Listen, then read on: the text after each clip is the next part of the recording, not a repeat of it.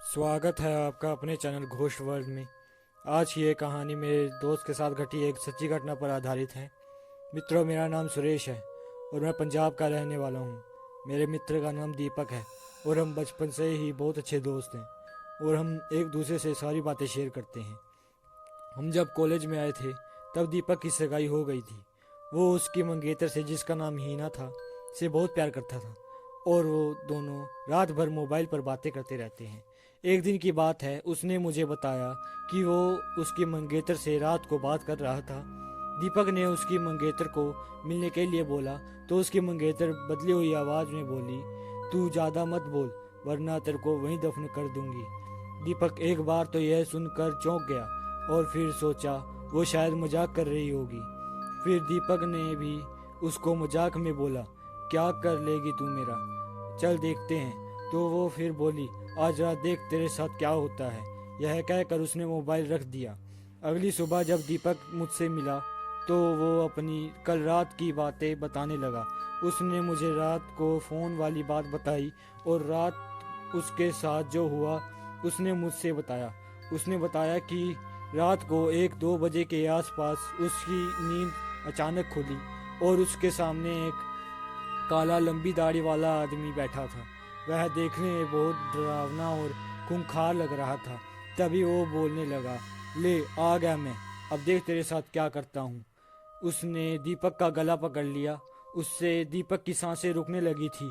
दीपक ने उसी वक्त अल्लाह का नाम लेते हुए नमाज पढ़ना शुरू कर दिया और वो उसके सामने से गायब हो गया। मुझे उसकी बात सुनकर बड़ा आश्चर्य हुआ कि ऐसा कैसे हो सकता है। उसके अगले दिन दीपक ने फिर अपनी मंगेतर से मोबाइल पर बात की और बोला, कल रात तुम मुझे क्या अनाप शनाप बोल रही थी। उसकी मंगेतर ने कहा, ऐसा कैसे हो सकता है, लेकिन कल तो मैंने फ़ोन ही नहीं किया था। ये सुनकर दीपक के रोंगटे खड़े हो गए और उसने तुरंत फ़ोन काट दिया। उसी वक्त दीपक ने मुझे फ़ोन किया कि उसकी मंगेतर की तबीयत खराब है और कल उसके घर पर चलना है। अगले दिन हम दोनों तैयार होकर दीपक की मंगेतर के घर गए। वहाँ हमने दरवाज़ा खटखटाया तो उसकी मंगेतर सामने और बदली हुई आदमी की आवाज़ में बोल रही थी कि तू फिर से आ गया ना, तूने अगर अंदर कदम रखा तो यहीं पर तेरी अर्थी निकाल दूंगा। दीपक बोला कि ये क्या बोल रही हो तुम। दीपक आगे था और जैसे ही उसने घर में कदम रखा उसकी मंगेतर ने दीवार पर टंगी तस्वीर उतार कर दीपक के सर पर दे मारी। उसके सर से खून बहने लग गया। दीपक के ससुर और सालों ने उसकी मंगेतर को पकड़कर बिठाया। फिर उसके सालों ने दीपक के सर पर पट्टी बांधी। हीना के दादाजी ने बताया कि हीना को जिन्न का साया लग गया है। इस पर दीपक के ससुर ने उन्हें अपना मुंह बंद रखने के लिए कहा। थोड़ी देर रुककर हम वहां से सीधे अस्पताल जाकर ढंग से पट्टी करवाई। उसके अगले ही दिन मुझे दीपक का फ़ोन आया कि हीना की तबीयत बहुत ख़राब है और वो अस्पताल में भर्ती है। दीपक ने बाइक निकाली और हम दोनों जल्दी अस्पताल पहुंचे।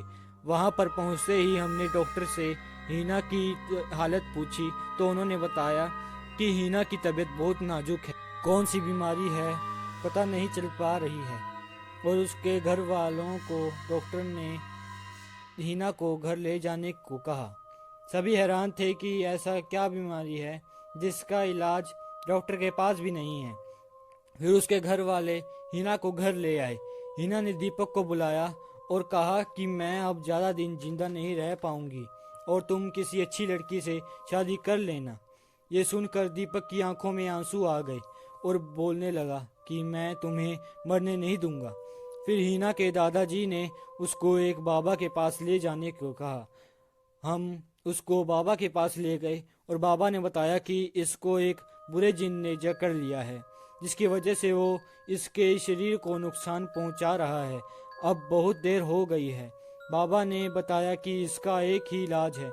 यहाँ से 100 किलोमीटर दूर एक दरगाह है, वहाँ इसका इलाज हो सकता है। और बाबा ने बताया कि इसके साथ वही इंसान जाएगा जिसको वो सबसे ज़्यादा चाहती है। दीपक ने कहा कि मैं चला जाऊंगा, मुझे बाइक भी चलाने आती है। रात के 2 बजे दीपक और हीना दोनों बाइक पर निकल पड़े, लेकिन आधे घंटे बाद किसी का फ़ोन आया कि दीपक और हीना की ट्रक से कुचलकर मौत हो गई है। ये सुनकर मेरा रो रो कर बुरा हाल हो गया। मेरा सबसे करीबी दोस्त अब इस दुनिया में नहीं रहा। तो कैसी लगी आपको आज की कहानी? अगर अच्छी लगी हो तो वीडियो को लाइक और चैनल को सब्सक्राइब करना मत भूलिएगा। जय हिंद।